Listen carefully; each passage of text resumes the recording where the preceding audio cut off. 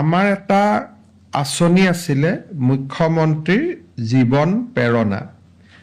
নিৰ্বাচনৰ আগত এই আঁচনিখন আমি আৰম্ভ কৰিছিলোঁ। এই আঁচনিখনৰ জৰিয়তে যিসকল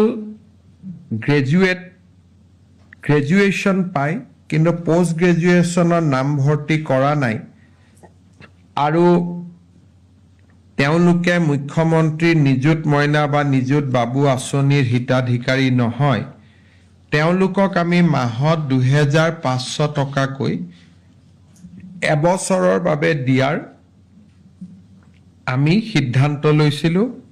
ফেব্ৰুৱাৰী মাৰ্চ মাহত তেওঁলোকক আমি এই পুঁজি আগবঢ়াইছিলোঁ।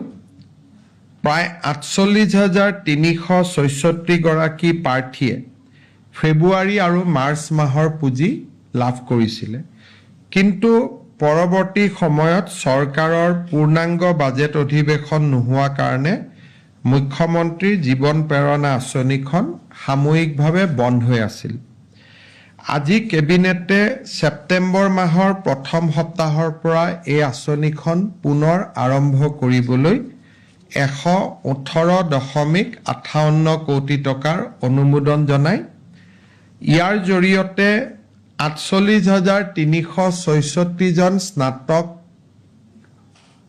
শিক্ষাৰ্থীয়ে মাহে ২৫০০ টকাকৈ সৰ্বমুঠ এবছৰ চৰকাৰৰ পৰা পুঁজি লাভ কৰিব।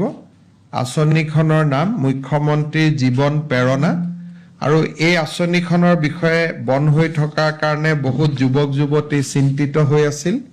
আজি কেবিনেটে আঁচনিখন ছেপ্টেম্বৰ মাহৰ প্ৰথম সপ্তাহৰ পৰা পুনৰ আৰম্ভ কৰাৰ সিদ্ধান্ত গ্ৰহণ কৰিছে।